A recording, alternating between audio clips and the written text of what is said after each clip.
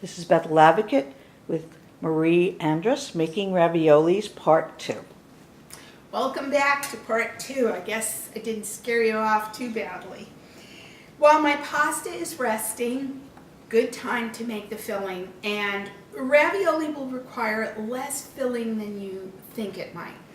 For the 5 of us and the 5 eggs, the 4 of us and the 5 eggs that I made, I'm going to fill these with about a pound of ricotta cheese. This is a 2-pound container, so I'm going to take about half of that. And this is a lovely whole milk. Very important, really, that it be whole milk. I would not get, well, you could get part skim. It would not be a disaster, but this is the moment for whole milk. And looking at it, I'm going to give it a heavy salting, not too much. I would say if you're going to measure out salt, I would do about a 1/4 teaspoon. And similarly, fresh ground black pepper. What I have going now, 3 eggs, but not whole eggs. Again, these are my room temperature eggs from earlier. And all I want is the yolks.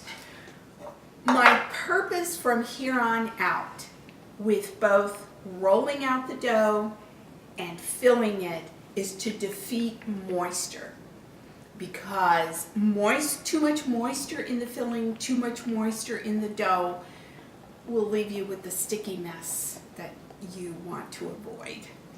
And so one of the ways that I can start stacking the deck in my favor is that I am going to separate these eggs just by cracking, letting that white fall out, letting the white, just passing it back and forth there. There's one yolk. And of course they have lots of gadgets that help you do this, but I am roughing it a bit here too, and I don't use them. A great gadget to use for this is, and I'll show you this in a minute, this is what chefs tend to do, is use their fingers. They will crack that egg, they will open it up, and they will just catch that. Oh, I got a double yolk. What a nice surprise. That will only help me out.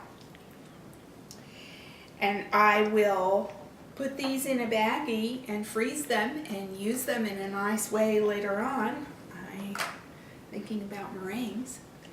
But I now have 4 egg yolks from 3 eggs, which is fine. I only want egg yolks, at least 3 egg yolks. So,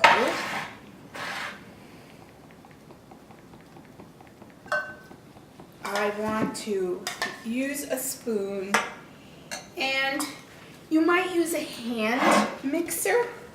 I would not suggest a whisk because you'll find that just most of your ingredient will just stick in the whisk. It will just be annoying. But I'm going to just mix it in. It doesn't need anything fantastic. And as you can see, I now have not just white ricotta and not a blob of bright orange egg yolk. I just have a nice pale yellow mixture. That's what I'm looking for. It's just a good spread. A good spread of the egg yolk throughout the ricotta. And this is looking very nice. Now what I have here is I have about a cup of very freshly grated Romano cheese.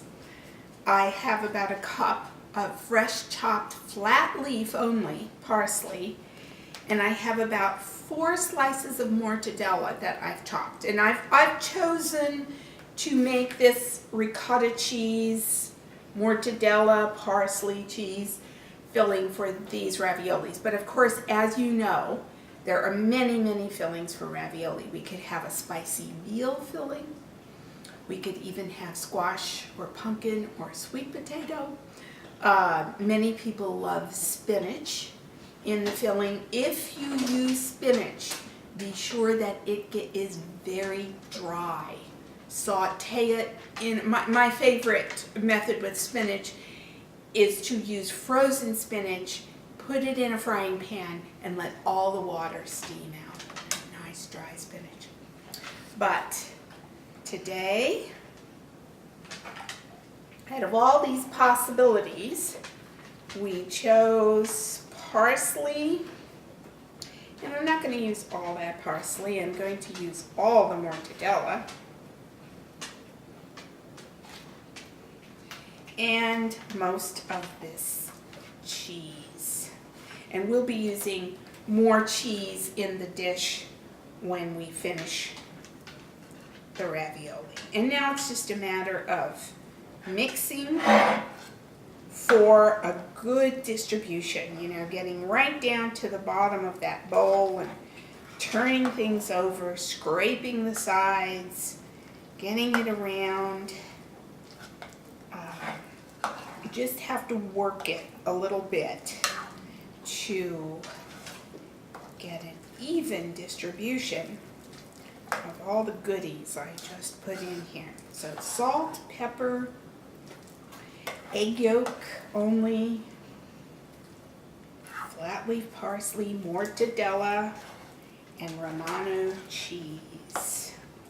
And all of these things are to taste. The nice thing about Italian cooking is that, unlike French cooking, it is not as chemically oriented. So in a lot of French cooking, for example, if I misjudge my flour, everything will fall apart.